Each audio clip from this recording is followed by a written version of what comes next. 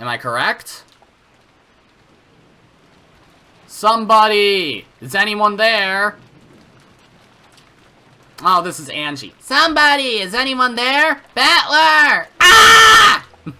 Ange flew out of the guest house sobbing. Is there anyone still alive on this island? When she checked the cousin room earlier, it had been completely empty. However, she remembered that she hadn't seen Battler, George, or Maria's bodies. What she didn't know was whether this meant that they were safe, or whether she was about to be reunited with them as corpses.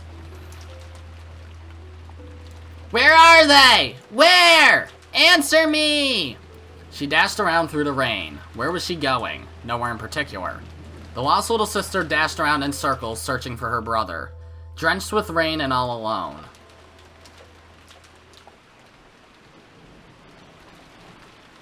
Eventually, I thought I heard my brother's voice from beyond a bush. No, it wasn't just his voice. I heard George and Maria's voices, too.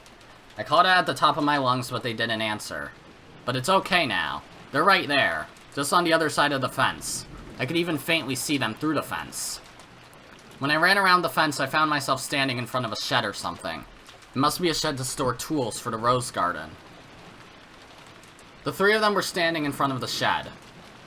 Battler! I cried out, but my voice didn't reach them. Even though I yelled so loudly, something felt very wrong about all this. When people hear a voice, even when they pretend not to have heard it, their bodies tend to show some sign that they've noticed. However, there was no trace of that in the three of them. Even though I was screaming so loud, it truly wasn't reaching their ears. The instant I understood that, my dash toward them slowed and came to a halt. Though we appeared to be in the same world, we were actually in different worlds entirely. It was like seeing someone on TV. Or was it more like seeing a ghost? I could see them clearly, but as far as they were concerned, I didn't exist. After all, look. Even if I stand in front of them, their eyes can't see me. If I try and touch them, will I really be able to? What if my hand just went right through? I was so scared at the thoughts that I could do nothing but stand there in shock, even though I was so close to them. Damn it! I don't have a clue anymore! Someone must have snuck in from outside the island after all. And they're massacring the Ushiromiya family! No matter how we lock ourselves in, someone always gets killed. Hey, it's the work of a witch after all! Everyone calm down. Let's calm down and think. No one exists on this island except those with a direct relation to the Ushiromiya family. That doesn't make sense. After all, we've just seen several murders that'd be impossible for any one of us. Well, that's true. But is it really? Maybe we've just missed something. Missed something?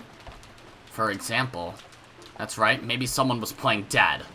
Since we're the only ones on this island, the culprit must be one of us. I mean, someone we thought was dead was actually faking. But, George, that's impossible. Every one of the corpses was checked by someone. There's no way any of them were faking. I don't want to think about it. But what if those corpse inspections were also faked? Eh? It could have gone like this. There were multiple culprits from the start. Then one plays dead, and the other lies and confirms that the first culprit died. Then the culprit who played dead keeps on committing crimes, creating the illusion that some stranger has snuck onto the island. Do you still suspect someone in the Ushiromiya family of being the culprit? Dr. Nanja was killed, so it's probably safe to say that he isn't a culprit. Then we can consider the examinations performed by a doctor like him to be the most reliable. If so, then it's fair to say that the people whose death Nanjo checked were most certainly dead, just like I suspected. Who did Nanjo check? Genji's corpse, Kraus and Natsuhi's corpses, Shannon's corpse, Goda and Kumasawa's corpses. Think back to the beginning and the bodies in the dining hall. Of those 6 victims, Dr. Nanjo only inspected Genji. But didn't the rest of us check the others? Yes, but Dr. Nanjo didn't actually inspect them himself. What are you talking about? How the hell could our parents have survived after being killed like that? Anyway, what do you think you're saying, George? Wouldn't that mean one of our parents is the culprit? That's insane. They were killed right at the beginning, and so many of them. How can you accuse our parents of being killers after that? I won't let anyone, not even you, suspect and slander our parents after they've been killed like that. Sorry. I know my mama was really dead, so does that mean George or Battler's parents were the culprits? Let's stop this, Maria. I must have lost it a bit back there. George wouldn't kill Shannon. That's enough. None of us would kill members of our family, right? So I don't think George would lie and say his parents were dead, not if they were really alive. There's no way George would help out in a crime if Shannon was going to be killed. Calmly as though answering a quiz or a riddle, Maria spoke to George. Then, with a blank look on her face, she turned to Battler and spoke. Battler, you saw your dad's and mom's corpses, right? Yeah, I saw them. We all saw them, right? Those pitiful, blood-stained. I think you're lying. How can you say something like that with such a smile on your face, Maria? Huh? Where the hell did that come from? Because that way it all makes sense. Back in the dining hall, Battler's parents weren't dead. One of them killed Aunt Nazi and Uncle Kraus, locked the door from the inside, and waited in that room. The other one took over the murders after that. To break open the closed room of the guest house, they needed to have an accomplice inside. That was Battler. That explains everything. Enough! Stop it, Battler. You too, Maria.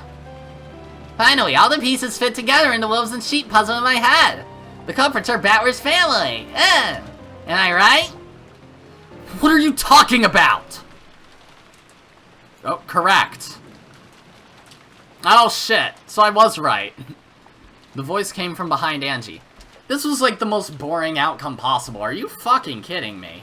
Just like, oh, it's Rudolf and Kyrie again. She spun around, surprised. I didn't have enough screen time in Questions Arc, so now I need to kill people. There, covered in blood, yet wearing cheery expressions, were Rudolf and Kyrie. Uncle Rudolph, and Kyrie, I'm so glad you're sick. After saying that much, George realized what his words meant, and his face twisted into an expression of shock and horror. Maria wasn't surprised. However, she showed no joy at having her answer proved correct. Oh, at the very least, maybe this means Maria will have some ridiculous last words to say to Kyrie or Rudolph. As my mom is mixing something in the other room. And as for Battler, Ange saw it. That terrible expression, one that she would never forget as long as she lived. It was a demon's smile. He's made that smile so many times before, I don't want to hear it.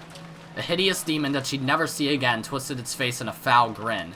And the truly horrible thing was that she saw it on her brother's face.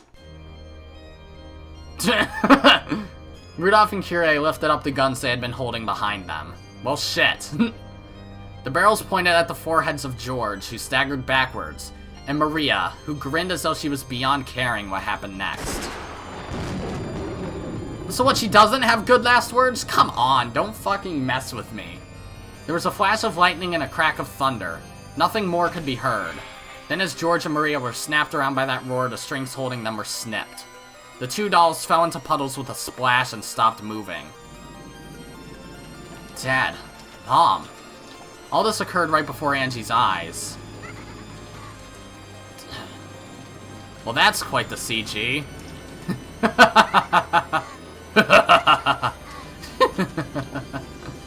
Ange, who stood stunned beside them, wasn't visible to their eyes. And the three of them are just laughing. They guffawed, overcome with laughter. Then right in front of Ange, they started joking and complimenting each other on their kills so far. The three hideous faces, the faces of her family, made Ange want to cry and vomit at the same time, and she felt as though she would suffocate. I mean, this is a game Bern Castle made, right? So I guess it would make sense that she'd want to fucking torment Ange. Ange dashed away, covering her mouth. Yeah, I guess this scene wouldn't have the same exact impact if it was, like, George, Hideyoshi, and Eva. She wanted to escape the disgusting laughter from her beloved family as soon as possible. Then she slipped and fell face down in a pile of mud. She didn't try to get up. In fact, she instead chose to cover her ears to block out the disgusting laughter that she could still hear. As she did, from the shadows of the fences and bushes in this inky black rose garden, several dark things slipped into sight. Oh, hello. What y'all doing?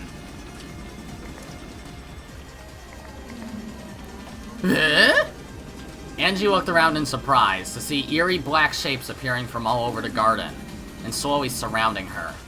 It was a crowd of people with goat heads. Their outfits were all different. Some wore suits while others were dressed casually, except just imagine that.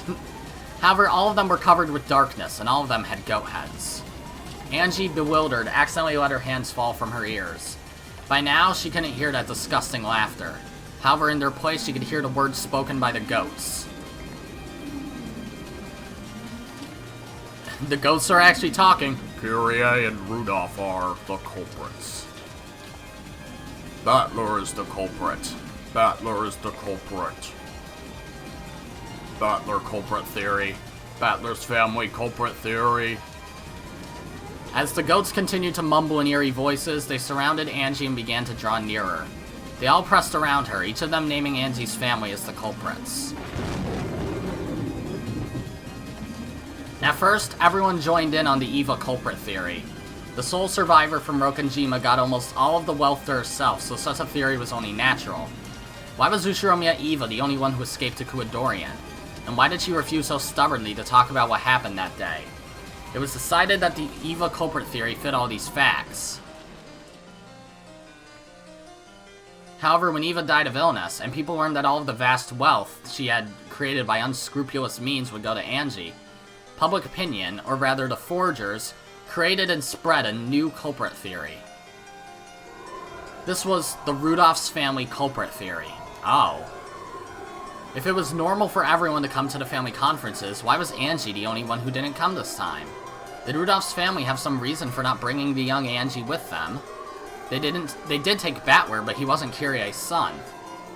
Then, when it was revealed in some magazines that Kyrie's family had close ties to a massive gangster organization, all eyes suddenly gathered on Kyrie herself.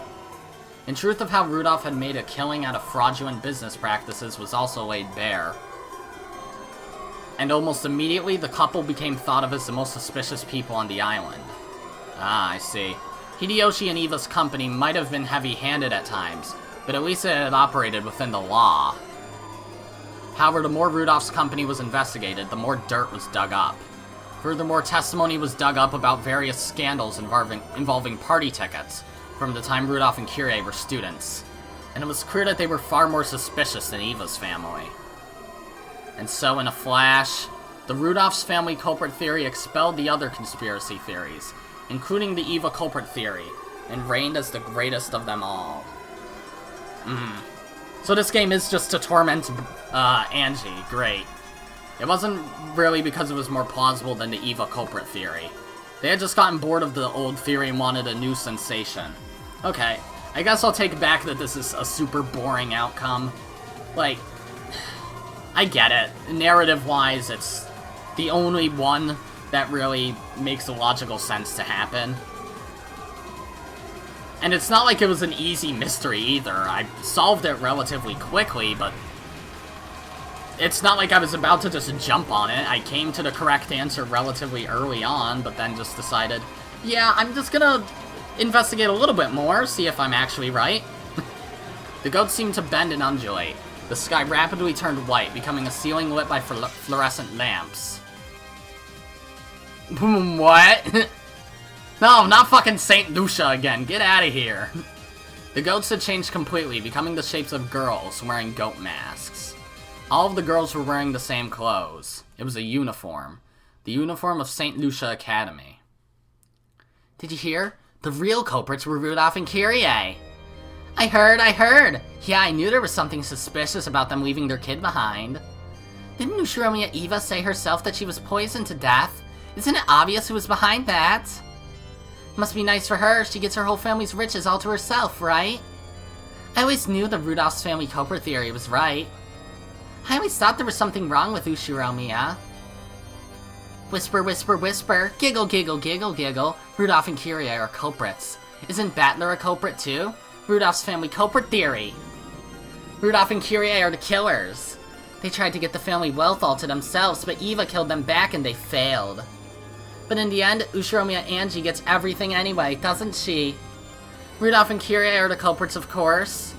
Rudolph's family culprit theory. Rudolf and Kyrie and Battler are the culprits. Rudolf and Kyrie and Battler are the culprits. They're saying your family were the culprits, Ushiromiya. What do you think of that? Hey, what do you think? But in the end, you get all the family wealth to yourself, don't you? Even at the end, Ushiromiya Eva never told you anything, right? I always knew that girl was suspicious. This also explains why Eva hated you so much. Hey, say something. Tell us what you think. She really is a creepy kid, isn't she? Can't you at least tell us what you think of this theory, creep? A blade of air swept over me as I crouched down, holding my head. Okay. In a flash, the illusion of female students with goat heads that surrounded me shattered. I was curled up in a puddle in the rainy rose garden, surrounded by goats. But then those goats were also sliced in half, and the upper half slid to the side. It was like seeing a master swordsman slicing through a stick of bamboo. This way. Oh. The voice came from that black cat. The black cat with the bell that had guided me here. Incredible that it can talk. Alright, for now you're getting the Morgana voice, Mr. Black Cat. But that doesn't matter now. I dashed after it. The goat shrank back. A hole opened up in the encirclement. The black cat dashed through it. As I hurried through it, the goats began to chase after me. Countless heavy footsteps thundered behind us. Where are we running to, Mr. Cat?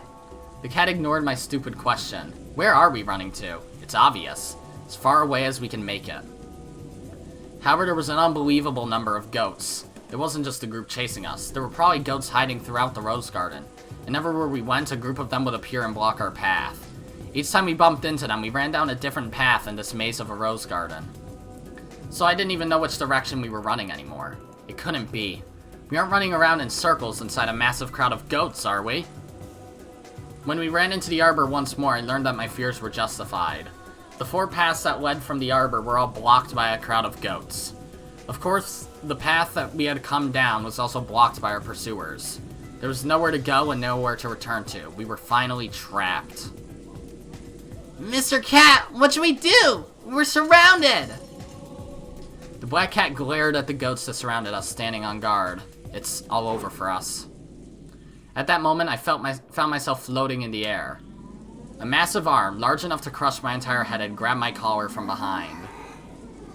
Before I could even think to cry out, I saw right in front of my face a pair of strangely glowing red eyes and a massive mouth with jagged teeth and a foul breath.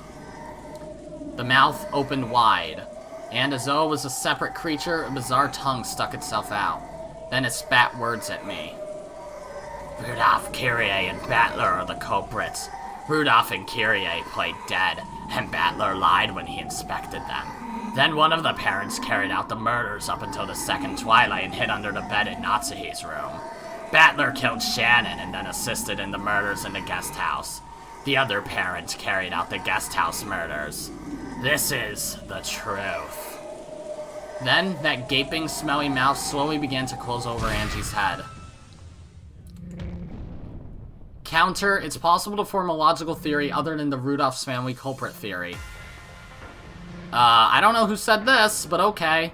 A blue flash sliced off the top of the mouth that was trying to eat Ange's head, sending it flying.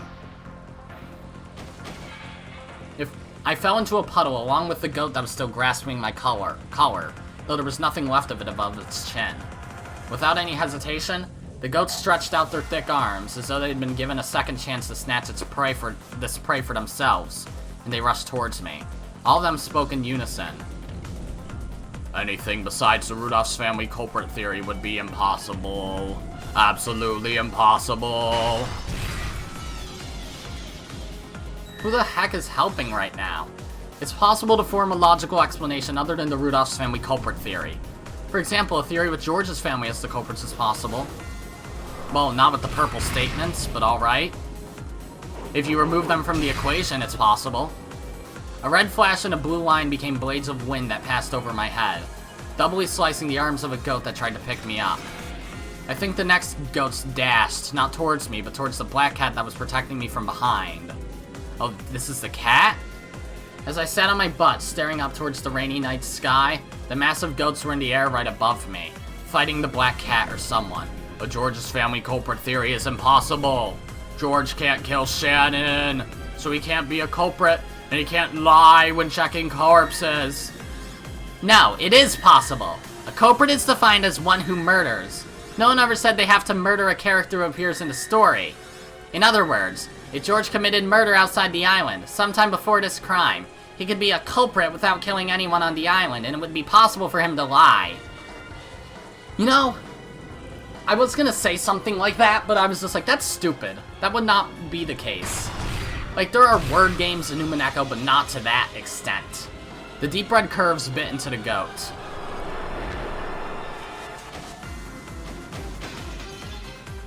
Its massive body was knocked into the air, became about 7 logs of flesh, and was thrown into the rose bushes.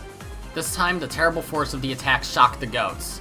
They faltered, shook, stepped back. Finally, I understood. That red slice. It had come from a weapon that could draw red slashes. No, it also drew blue slashes just a second ago. It was a massive scythe that could speak both types of truth, red and blue at will. Oh, a scythe. Oh, it's Erica. Is it Erica, or is there another character with a scythe? If it's actually Erica, then the Morgana voice, well, it's the same as the Erica voice. So, yeah. I looked up at the sky, then let my head hang down backwards. Is it fucking actually Erica? It is! Well, shit, been a while, asshole. There was no black cat there. It was a girl holding a large scythe. How's that? This level of reasoning is possible for Furuto Erica. When the crowd of goats recognized the girl who called herself Erica, a stir passed through it. It was clear that this person had enough of a reputation to make them tremble. Okay, Erica versus goats. Erica lifted me up, flew into the air, and landed on top of the arbor. Please tell me you're a good guy now, Erica. Then she let go of me and, still wielding her scythe, made an elegant curtsy to the crowd of goats surrounding us. This is probably the first time most of you have met me. Allow me to introduce myself. Pleased to meet you, everyone. I'm Furuto Erica, the detective. If you're one of those blockheads who can only think of the Rudolph's family culprit theory, stand down.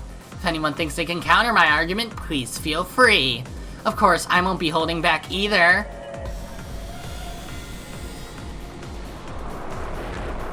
The goats all howled at once. Well, goats don't howl, but go off, I guess. It seemed to be a cry of shock, of fear, or possibly of awe. The goats surrounded the arbor, chattering, but not moving any closer. None of them had the courage to stand against this detective, this witch of truth called Furuto Erica. Good grief. All those thousands, and this is the best you can do? None of you has the courage to fight Furuto Erica in a battle of words? Too bad. Let's put an end to this. Then again, I, Furuto Erica, don't have enough spare time to counter all you blockheads by one. I'll let her clean up the rest. You're up, Glanner. Oh, fuck off. Well, this is where all the missing characters went. When Erica cried out, red cracks opened in the dark night sky. It looked like the spiderweb-shaped fissures that appeared when a glass window has been struck hard. Or was it more like a blood-red spiderweb? A laugh rang out through the spiderweb-covered world. A witch's laugh. It sounded somehow familiar to Ange. And there, standing on the spiderweb and gazing down on the goats who must have looked like trapped bugs, was the witch. Oh, you have a CG now. You forget me, and you call him the ruler of Rokkenjima. You forget me, and you think Rudolf is the culprit. It was the witch who had hidden inside of Eva.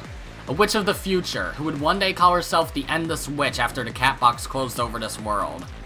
Who forgets Eva Beatrice and calls themselves the murderer of Rokkenjima? I mispronounced that. How impertinent. On this island, who lives and who dies is totally up to me. All the wealth and gold is mine. Everything about October 4th and 5th in 1986 is mine to do with as I please. It all belongs to me, Eva Beatrice. Eva swung her one-winged staff at the crowd of foolish goats beneath her, proclaiming their deaths. Yeah, this is an unlikely duo to fight a bunch of goats, but alright. The ceiling of spiderwebs that covered the heavens plummeted, and more spiderwebs seeped out of the ground at the goats' feet. Then the webs from above and below met, and thousands upon thousands of goats were caught in their grasp. Then, as Eva swung her staff, it swirled, around and around like egg yolk being mixed in a bowl. Eventually, it was all packed into a massive blood-red goo. The moans of goats drifted out from inside. That entire crowd had been compressed into a meatball a few meters across. So you morons doubt that I'm the culprit? Reaching the Eva culprit theory and giving up there is good enough for the likes of you. If only you just get crushed and disappear.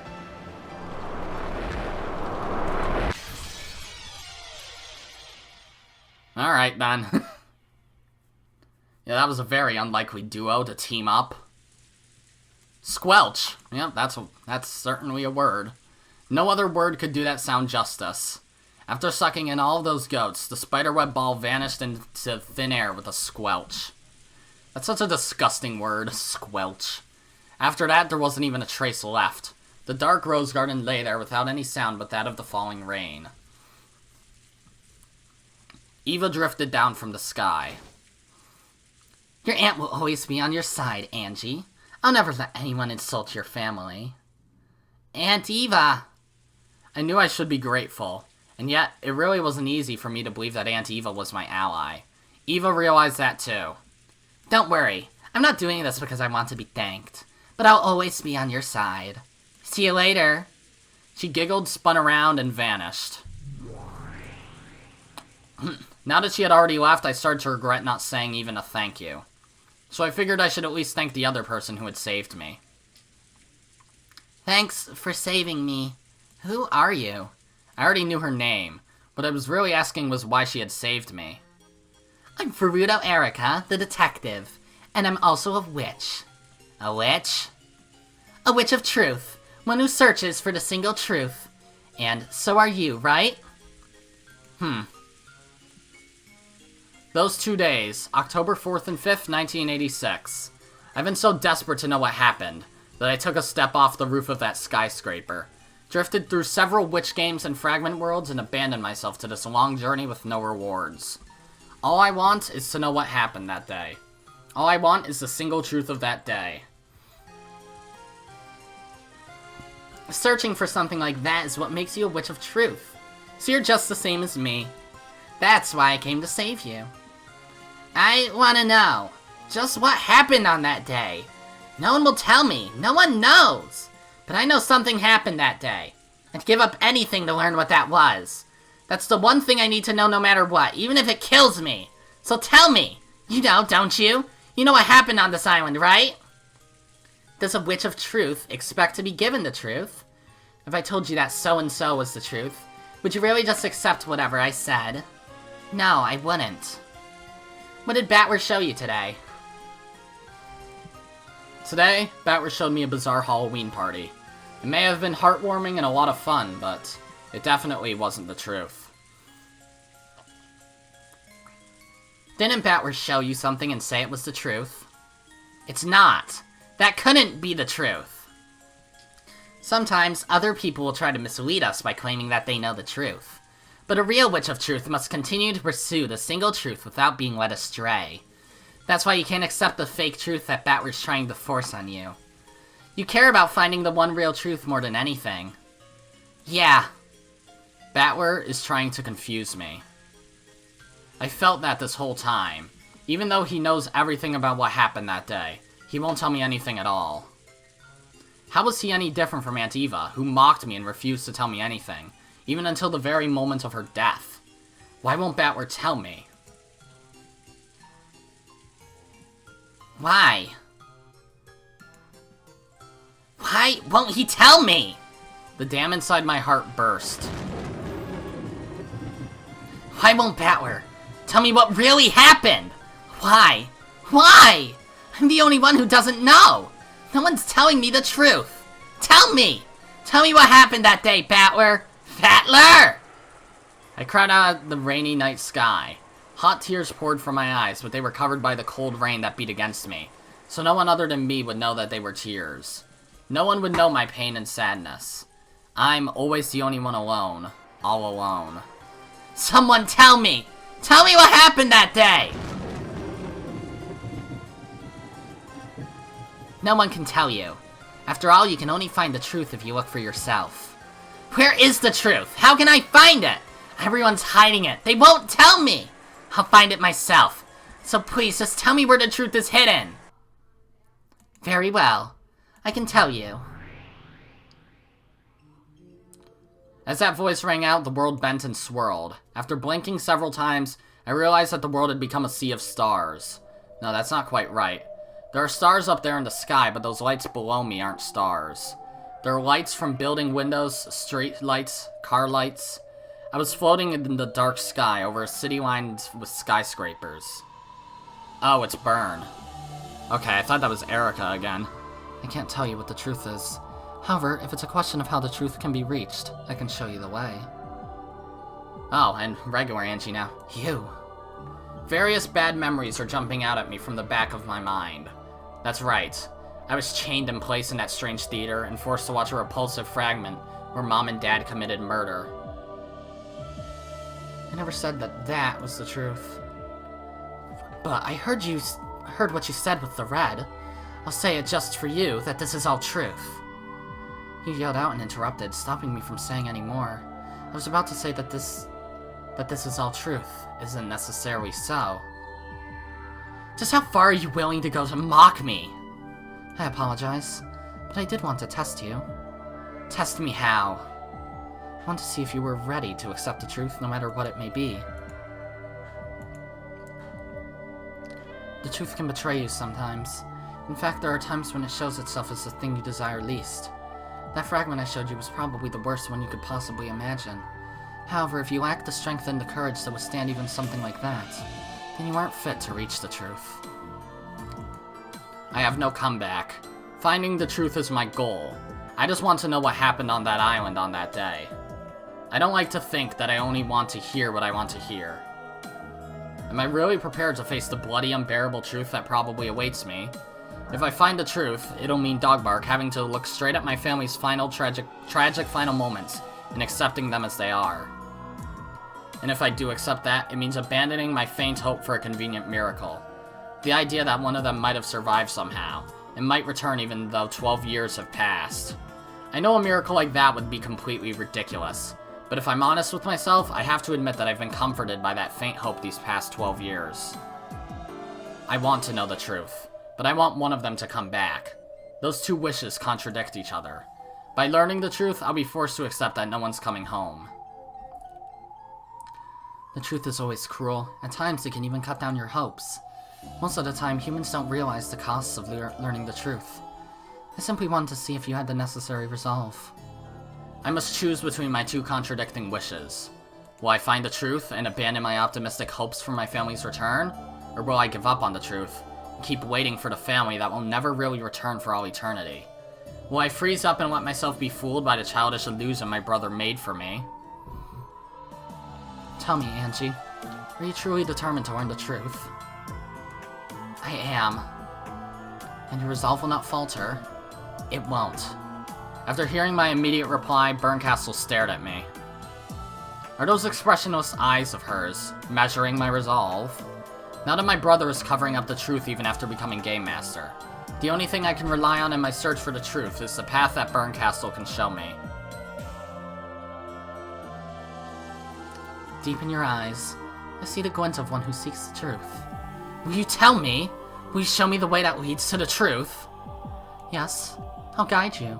Did you forget, Angie? I'm your guardian, right? How long has it been since I last heard Berncastle use that word? Yes, I haven't heard it since the very beginning, when I met her in this future world and became a witch with her as my guardian. Dogbark. That's when I became the Beatrice of 1998, the one who could defeat the Beatrice of 1986.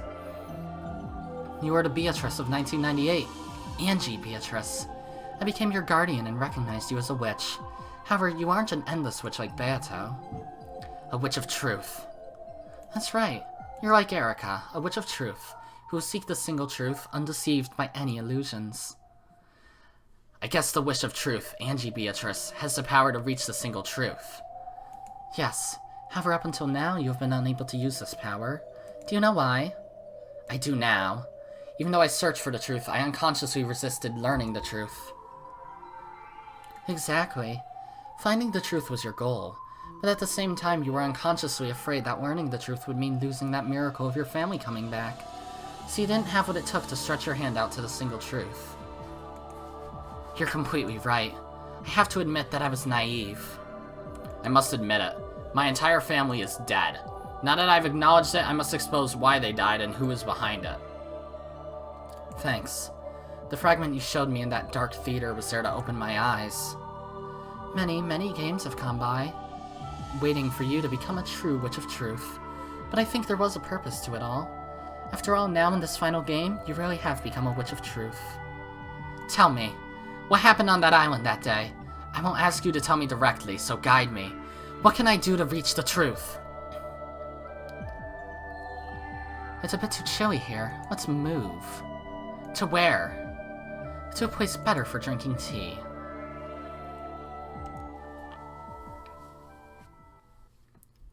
So, Womp World it is. A massive applause filled the hall. It was an applause in honor of a good fight. An applause in honor of Bernkastel. Yes, Lady Bernkastel's game was another splendid one. We're going to reveal her game board to everyone here, so have a go at it. It's pretty awesome. I didn't even read the hints. Bernkastel said that the hints are like Battler and Beatrice's reasoning, right? I should probably read those then, right? Like, I wanted to figure out who the culprit was without any hints. But I'd still like to see their reasoning to see, like, what was the proper way to actually figure it out. But you solved it in the end all the same. I mean, maybe the way I did it was proper. Maybe it was really that easy. But regardless. A game that no one can solve isn't a game. The main point is whether it was fun or not. It's fun. I guarantee its quality. Same here. At first I thought there was no way anyone could solve it. But the way you can use one confirmed purple statement after another to narrow down the suspects made for a great puzzle. Come everyone, gather! Just what sort of game is Lady Bernkastel's mystery? That's for you to find out for yourselves. Rosa looks in, she's just like, I really die first again? Objects resembling chessboards were set out on different tables. Crowds gathered around each, looking down with interest. Ho-ho, it's like a logic puzzle. Quite an orthodox one, don't you think? So this is what a witch's game is like. Looking at it like this, it's just a game. But for the pieces, it's a massive series of crimes. Poo-coo-coo-coo-coo. Indeed it is. It would not do to waste such a rare gift from Lady Bernkastel. Let us take this opportunity to enjoy ourselves. Still, this is a tough one. It almost makes you wonder if it was made to be solvable, doesn't it? If you don't start by believing that it's made to be solvable, you won't get anywhere. A battle of wits doesn't begin until you trust the questioner and believe that it can be solved. And we guarantee that it is. Come on, have a go at it. With Battler's encouragement, discussions over Bernkastel's mystery game began at each table. The mix of humans and illusions and heated debate was truly a sight to behold. Beato and Bernkastel sat in a chair far off from the discussions. Would you like some tea? Any kind of calming black tea for me? With milk, if you don't mind. As you wish. Is there anything you need, Lady Bernkastel? Please add some dried plums to some black tea. That's a trick to making terrible tea drinkable. Come on, don't sulk. We're honestly complimenting your game for being such a fun one. Beato, who had emerged victorious in the game Bernkastel had put all her heart into, was in extremely high spirits. I'm not sulking. My face just looks this way. When I managed to spot Bern's own kind of warmth in that expression, I felt like I'd climbed to the pitch black top of a snowy mountain to find a beautiful star. Well, sorry for having an eternally frosty face. How difficult is it to compliment Lady Bernkastel? No matter what you say, she always takes it in a bad way. That's okay. She's the type who will keep thinking about it for hours later on. Oh, the type who lies in bed relishing it while hugging her pillow. Yep, that's Bern for you. Beato and Lambda Delta giggled together. Bernkastel shrugged and looked away. Seriously though, that really was a fun game with a twist. You think so? Thank you. You could have made it unsolvable, but you still made it to be solved. You couldn't have done that unless you planned on playing fair and enjoying the game. I like games where I win no matter what. Games that I might lose are just a pain. What a pain. Stop saying pain. Later I'd like to switch sides and try another one. I'll make a puzzle and we'll see if you can solve it. A game for you to win against me. Of course, I'll use all the know-how I've picked up in my fights with Beato to make it super hard. I'm not giving up my winning streak that easily. Both you and Beato have such an interesting way of thinking. How's that? A game is just a means to decide who wins and who loses, right? When you create one, your own victory should be your highest priority. So why would you go to all the trouble of making a game you might lose? What fun is there in a game you always win? That's not even a game. Victory and defeat. It's fun because you're taking part in a fair competition, balanced between those two outcomes. A game isn't a fight, it's communication. You have to enjoy the means, and if you manage to win in the end, well, that's just an added bonus. Finally. Finally I understand the difference between how all of you think and how I think. What do you mean? You're all fucking idiots. For you, this is communication. It isn't for me. The world you live in must be pretty savage. And what about you? Wasn't it the same for you until you understood Beato's game? An eternal game is eternal torture. Have you already completely forgotten about that pain you suffered? There were days I did think that, but now it's all been resolved. I won't complain about stuff that's in the past. I'm impartial, you might say. That is the critical difference between you and me, I think. Your eternal torture was something you could laugh off and forget. Mine wasn't nearly so trivial. That's all there is to it. I don't know your history. Sounds like you had it rough. To think I'm getting sympathy from a mere former piece. I must be getting old. Berncastle, sipping the black tea that Genji had brought her, gazed up at the ceiling with a faraway look. Battler may not have known her history, but even he was able to understand a bit of how she felt. Are you being tortured by someone right now? Are you kidding? I'm as free as can be. I'm not bound by anyone's shackles. Then that's a good thing, isn't it? At least things are better for you now. True. It's much better now than it once was. Though I am on a long, endless journey to escape from boredom. Then at the very least, us meeting here should have been a good thing for you. Indeed. Even the taste of defeat can keep my boredom at bay somewhat. No. Battler shook his head and laughed. We're friends who've enjoyed fighting in a fair game. So... if your days are filled with nothing but running away from boredom, feel free to drop by our place every now and then. We'd love to welcome a friend, and we'll be able to set up everything needed to help a friend escape from boredom. You think you can prepare a welcome interesting enough to help me, the great Berncastle, escape boredom for even a single night? I do. That's what it means to be a friend. We won tonight's game, so the next time you come, we'll switch sides.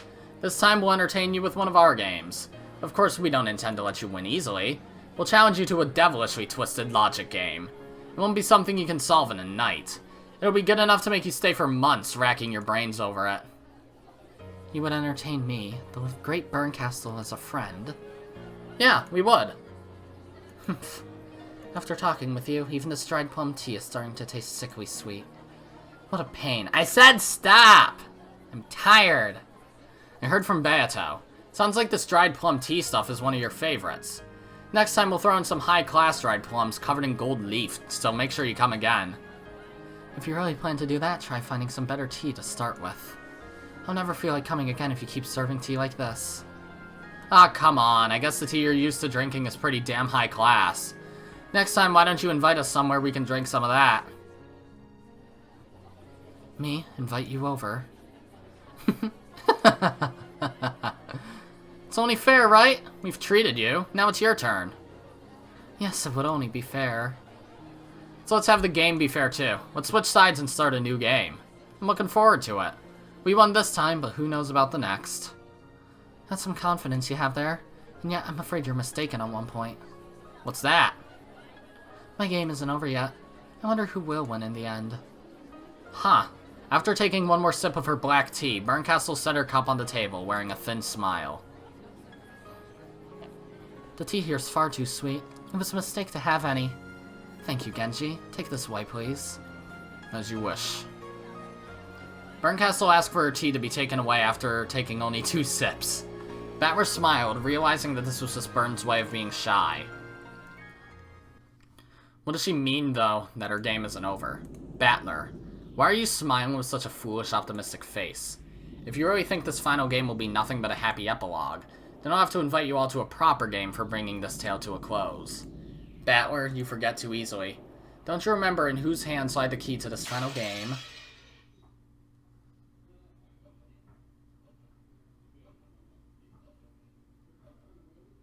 The inside of my nose itched. I've never regained consciousness to a smell before. Hello. Slowly, I opened my eyes. Wait, when did I lose consciousness in the first place? I don't remember going to sleep or falling unconscious. That's right. Bern Castle invited me to come to a place better for drinking tea. That's when my memory gets hazy. And since the smell of black tea is what woke me up. Where am I? Oh, Aurora's study. I hate to admit it, but her taste in tea really is excellent. I was sitting on what appeared to be a sofa in a dimly lit study. Bern Castle sat across from me, and right before my eyes was a beautiful cup filled with hot, steaming tea. Isn't this place... I remembered, I've been here before. Wasn't it? How pleasant it is to see you again, child of man. Yes, that voice. Just hearing it brings back memories. Alright, and here's Featherin, the last missing character. Long time no see, my master. Hello, what's up?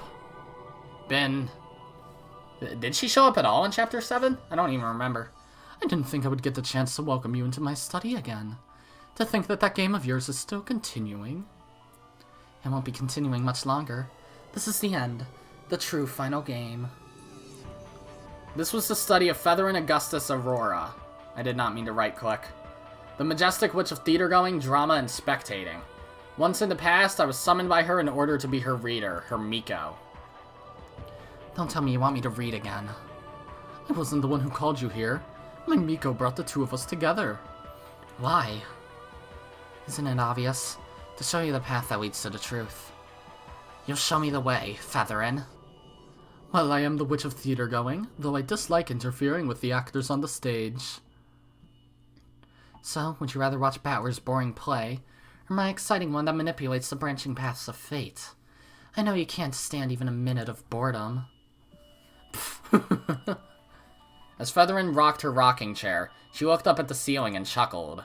She clearly holds some key to the truth I seek. And yet you are literally the one holding the key. I can do nothing but tell you where to find the keyhole, child of man. I don't remember saying anything out loud, but Featherin answered my question as though I had. Come to think of it, that's right.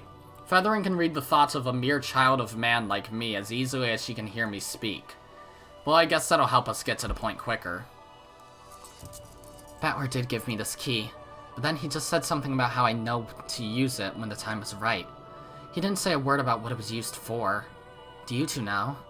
What is this key for? Battler said it was something very precious. Explain, my Miko. No way. You explain. You demand that your master explain. You've got to go on stage every now and then. Otherwise you'll just get senile all the faster.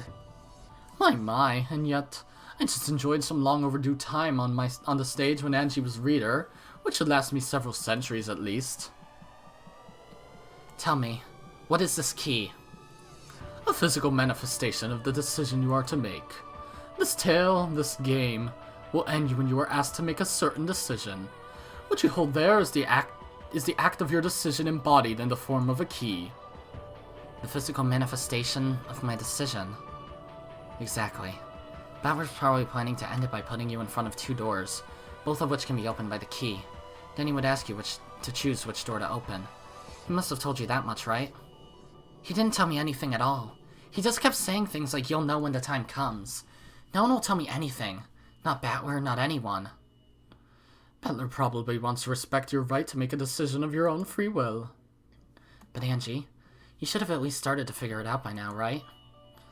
Figure what out? There's an answer Battler wants you to choose, isn't there? Those words made my heart jump in my chest. It was what I had been thinking. Battler is clearly trying to trick me with a vague tale, almost like a daydream, that'll take me even farther away from the truth. At the 1986 family conference, everyone had a wonderful time as they faded away. Everyone is smiling down on you from heaven, so you don't need to feel alone even in 1998. So give it your all and live on by yourself. I've clearly sensed Battler's desire to end it like that. Every time I ask him about it, he dodges the issue and says something about how the decision will be mine in the end. That's right. It may appear as though Battler is giving you a fair choice, but he's actually scheming to get you to choose a certain one of those two answers. You've already seen the farce of a tale that he's using to do that, right?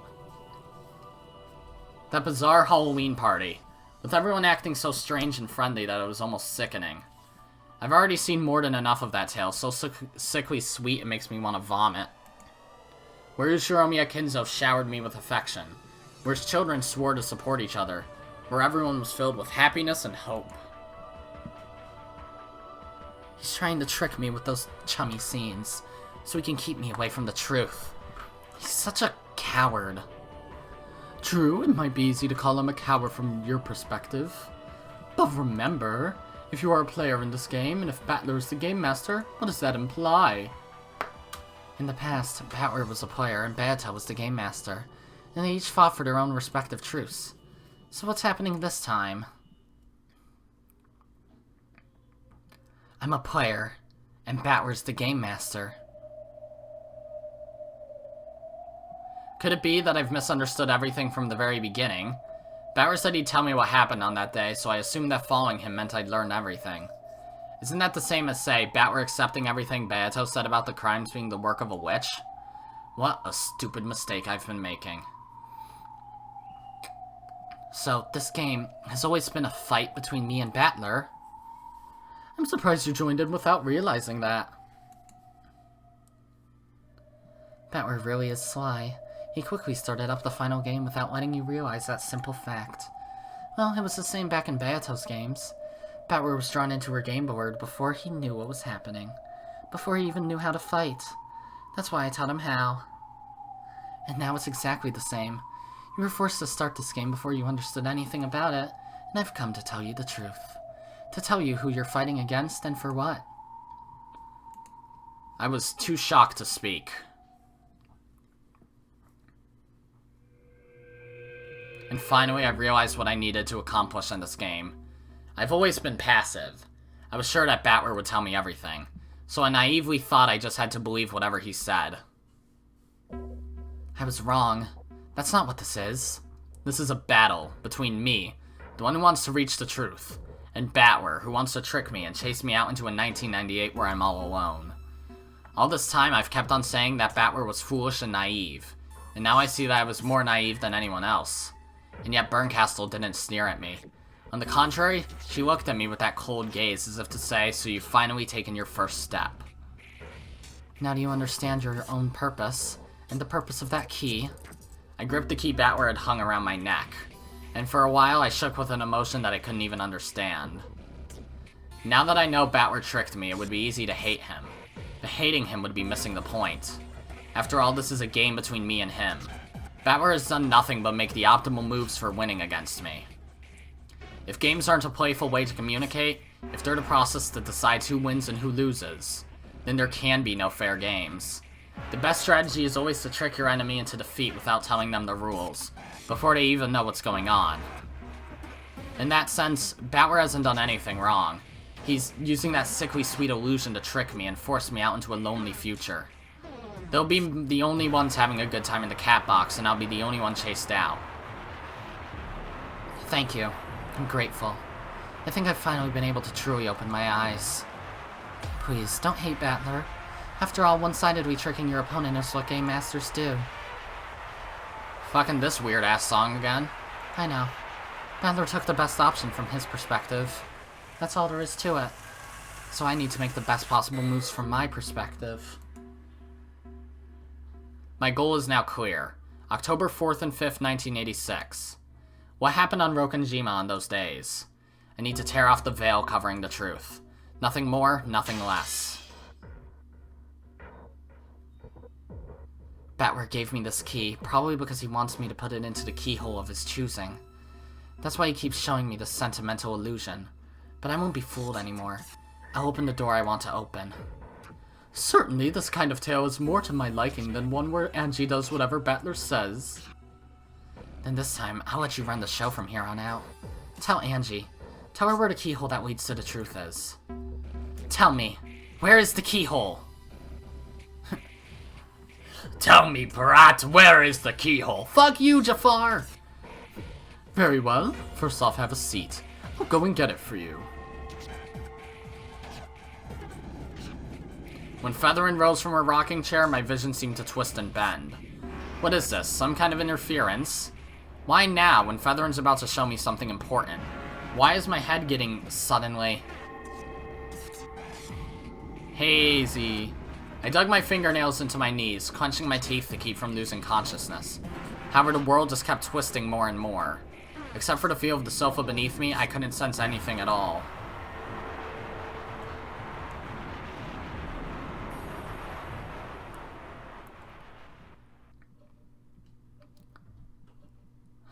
Lady. Amakasa? Lady? Huh? Looks like they've arrived.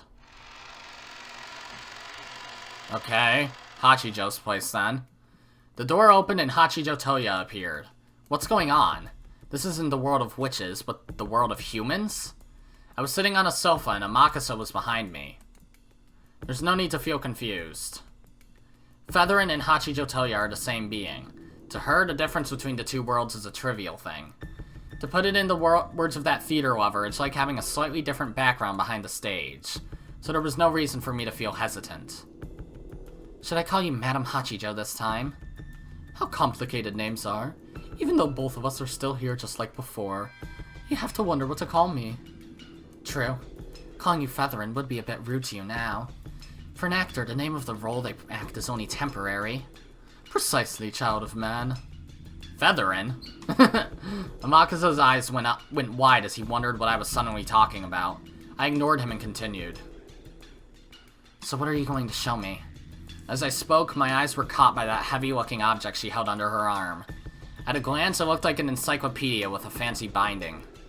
Do you know what this is? As Featherin spoke, she set the heavy object on the table. Ah, that thing again. The first thing it reminded me of was a grimoire. The heavy book had a mysterious, mystical feel to it, like something Maria might carry around. And the most remarkable feature of it was the large, sturdy lock that held it shut. Why would someone go so far to keep people from reading a book? Why don't you take it and observe the back? The back? I flipped the heavy book over my lap, and as soon as I saw it, I gave a small gasp. Eva. Ushiromiya. Ushiromiya Eva! Without a doubt, those words were written there in Roman characters. What is this? Aunt Eva's diary? Could this be that rumored? Do you know something about this? Just a rumor. They say that President Eva had a secret diary, and that she always kept it locked up. They say she took it with her everywhere she went. At least that's what I heard from some of the other bodyguards. A secret diary? Why is that here? It was in the hospital room where Ushiromiya Eva passed away. This diary was hidden behind her bed, so it remained in that room for some time after her death before it was found. Then by coincidence, it was probably found by someone who worked for the hospital or else a patient and her family. Of course, by that time, there was a huge movement dedicated to the Rokkenjima mystery. A locked diary found in the hospital room where Ushiromiya Eva spent her last moments would be absolutely priceless. The discoverer probably handed it over in secret to one of the witch hunters, who would be able to accurately determine its worth. Luckily, the witch hunters who got their hands on this book were all noble and upright people. Not content to boorishly destroy the lock and reveal the truth, they simply satisfied themselves with the fact that the truth of that day slumbered just on the other side of this mysterious lock. Thanks to that, Eva's diary has remained undamaged to this very day. Huh. It is already known that Natsuhi, wife of Kraus, the oldest son of Kinzo, sealed up all of her complaints and repressed feelings by writing them down in a diary, which he treated like a sort of charm. So Aunt Eva did the same thing? It's possible, at least. Opening up a diary like this would be a pain, even if he did have a key. Sealed up tight like a corset. Amakasa was right. This wasn't a diary made to be casually opened and reminisced over. It's probably safe to assume that she used this diary to forget things by writing them down and sealing them away, just like Ushiromiya Natsuhi did. Then, she brought it with her into the hospital room, and hid it behind the bed without telling anyone about it. Don't tell me that this diary is... Are you saying Aunt Eva wrote down what happened that day? By reading its contents, you will probably learn everything. However, we don't know where the key that unlocks it is. I jumped. Then I looked down at my chest. That's where my brother hung that key. Huh? It's gone! The key's gone! What's wrong, lady? What key? It's been hanging from my neck the whole time, hasn't it? I never noticed it. You had a key hanging from your neck? I understood almost immediately. In the world of humans, I haven't found the key. The me with the key is on the game board in the world of witches. Make me the me with the key! I'm going to unlock this diary! Featherin lifted a finger, spun it around, and the world twisted again. But the diary isn't here now, right? When I returned to Featherin's study, the key popped back into existence hanging from my neck. But at the same time, the diary on my lap popped out of existence. Yep. Where'd the diary go? It should exist somewhere on the game board. Since it is one of the keyholes you are to be given, it must exist. Did Battler hide it somewhere? Since Battler wants this to be a game between you and him, it probably isn't hidden completely. What do you mean? Wasn't it in the chapel? Even if Battler thinks of the diary as a king he mustn't lose, there would be no game unless it exists somewhere on this board. In other words, it's somewhere in the Ushiromiya mansion. Or you may have already been given an opportunity to witness it. Like how a swindler has already hidden a trap in microscopic letters on the first page of a contract you signed. If Battler follows the customs of the mystery genre as the game master, clues must be shown. So the choice that leads to Battler's defeat must have been shown. Ange, try and remember. You should have seen Eva's diary in Battler's world already. In that instant, from the back of my mind drifted the very first scene of this final game. In the chapel, a book was lying on the altar, a book with a lock on it, yep. As soon as I showed interest in that book, my brother suddenly grew stern and told me not to touch it. That was Aunt Eva's diary. That's right, Ushiromiya Eva's diary. The book of the single truth, with the truth of that day written inside it. The book of the single truth. Is the truth really inside it? After all, there's a chance it's just something Aunt Eva... I'll say it in red. Ushiromiya Eva's diary, the book of the single truth, has the truth of Rokkenjima during October 4th and 5th, 1986, recorded within it.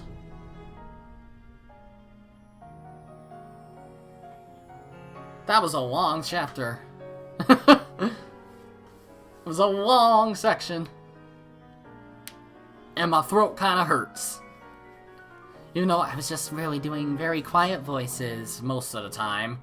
Ange, Feather, and Berncastle.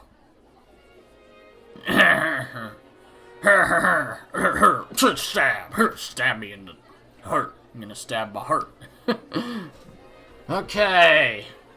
Well, I'm definitely gonna split these episodes. If you guys want me to read the hints, since that's supposed to be Battler and Beatrice's discussion, I could do that at the beginning of next episode if you really want to see that. If you don't want to see that, then, well, just tell me, because if you don't tell me, I'll probably just do it anyways. I don't know how long it would be. I doubt it would be the length of a whole last episode, but whatever. Either way, that's gonna be it for these episodes, guys. If you liked them, be sure to press the like button, and if you didn't like them, then fuck you too. Remember to subscribe, follow me on Twitter, and hit that notification bell to stay up to date on all my videos and stuff. And as always, my name is Godzi, and I will see you all next time. Goodbye!